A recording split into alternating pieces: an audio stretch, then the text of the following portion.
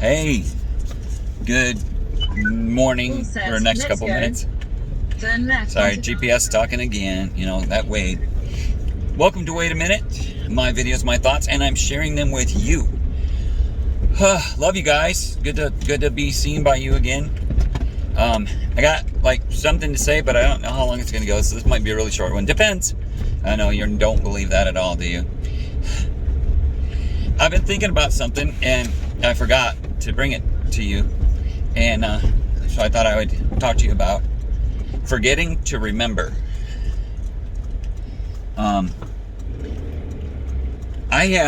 You guys, most of you guys that watch my videos know that I have PTSD, and I'm toward the end of my breakdown. I'm getting pretty good.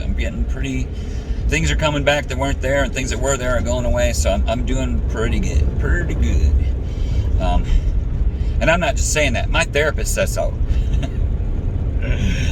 Ooh, therapist. He must be crazy. No, he's not.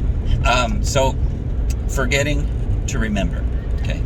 Here's the thing that we do, and it doesn't bother me necessarily, but it does bother me. Okay. Now, because of my PTSD and whatever, the stress and the anxiety and whatever that's on me, I forget, like, in the middle of a sentence. You don't know how many times I've had to restart a video because I forgot entirely. I forgot even what I was talking about. Like, in the middle of a sentence, I forget what the subject was. I forget what I was going to say. I forget what I said before. So it's like gone. If somebody doesn't bring me back, I have no idea where I stopped.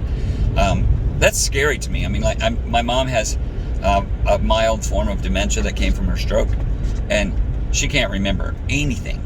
And that's scary to me. I don't want to be like that. It's scary. But I am like that at certain times. I just forget. I just have no idea where I'm at. Well, here's the thing, though. It brought something to my mind that I wanted to say to you. Many times in my ministry, okay, I have seen lots of people who fall out of society, fall out of church, fall out of whatever it is, you know. It can be both, but I talk a lot to Christians. I'm talking to everybody, okay? This is just a general thing, but it's, apply it to your life where you stand, okay? That's the important thing. So I get this all the time where people go through stuff, and I'm there, and we talk, and we whatever, and they feel better, I feel better, we're all good, and I spend time following up with them, and it's good. It's a good thing. And then when it's toward the end of our intense meetings, then I'd like to say they're in jail, and when I meet with them once a week, and we have intense moments together. Well, nothing wrong with intense moments, nothing wrong with meeting once a week, nothing wrong with meeting in jail or wherever. The problem comes, and this applies to everybody. Christians, make sure you apply it to you, okay? That's important. So many times, though, they get better, they're doing well, and then they start getting in trouble. And I mean, like, either in their mind, either in actuality, wherever the trouble starts, they start doing this, getting involved in stuff that they shouldn't be involved in, like they forgot everything they just learned or everything they just put into practice, like they forgot. And I tell people, I almost always use these words even. Remember, I've got you, and God's got us. I say that all the time. Well, a lot of times, I know there's times when people just intentionally screw up and they don't give a crap because they were in jail. They were nice when they were in jail. They get out. It's like jailhouse religion, and they get out and they go back to the same life they were in, and they don't want to talk to you anymore. But they are happy to have you visit. So I get that there's those people,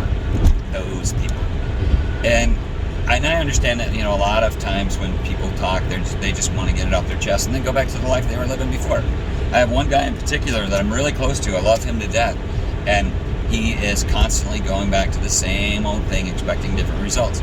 He calls me when he's in trouble, and I want him to call me, like I said before, but when he calls me, I always want, hey, let's blah, blah, and he'll talk to me, and then he'll go about doing his own thing the way he always did before, going back in the same garbage can, That's, he forgets. He just, like, pew, it's gone.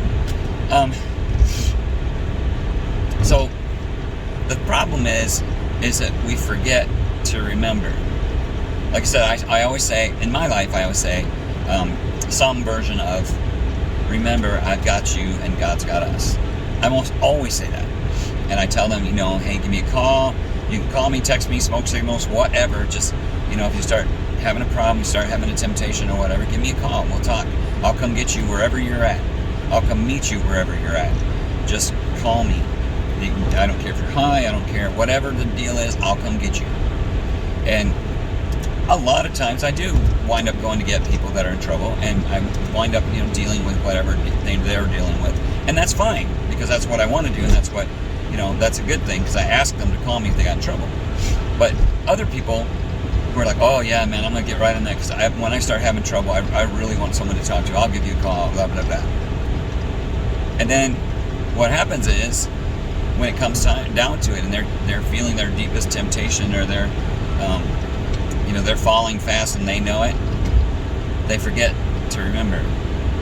And here's my thing to you, okay? We're not talking about they anymore. We're talking about you and me.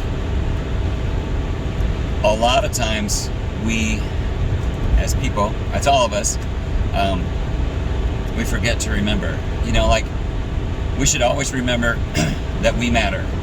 Each individual, us, me, we matter.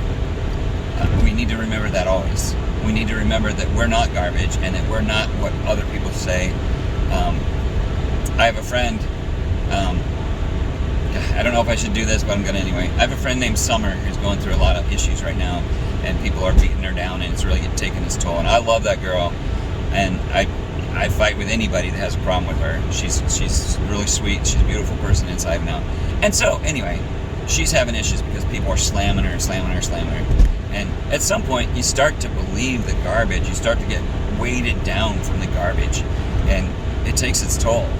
And in her case, she's really struggling, And in most cases, by the time people get beat down enough, they're really struggling.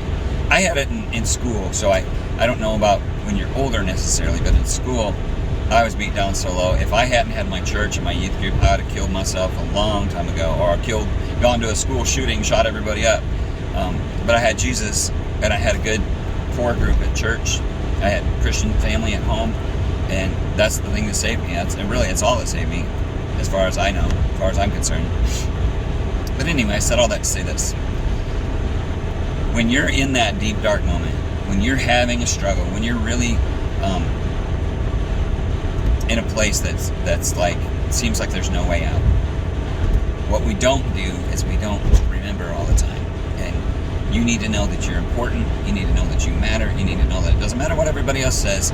It's who you know that you are. Recently, I wore a coat that it's really big and baggy on me, and it's long, and I really, really like it. It's leather. It's wow. I love that coat.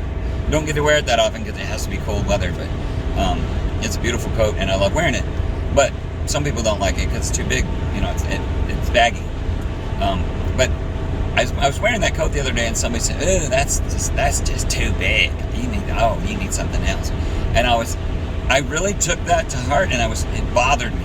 But in the back of my mind, I got this new attitude that says, you know what? I'm going to do what I want to do. I'm grown. I'm 55 years old. It's time that I do what I want and not what everybody else says that I want. You know what I mean? How do they know what I want? How do they know what, I'll wear what I want, And I don't like the clothes I wear. I like the way I dress. I mean, I'm not like crazy about everything. It's not like I think I'm all that, but I'm comfortable with myself, and I'm happy wearing whatever clothes I feel like wearing.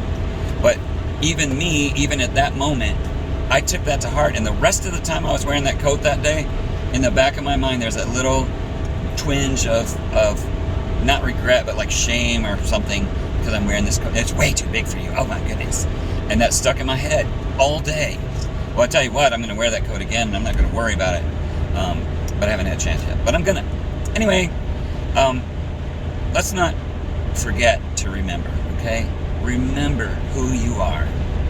Remember, okay? Don't forget to remember. That's the key words. Don't forget to remember. Love you guys. Talk to you later, and all that other kind of stuff. Bye.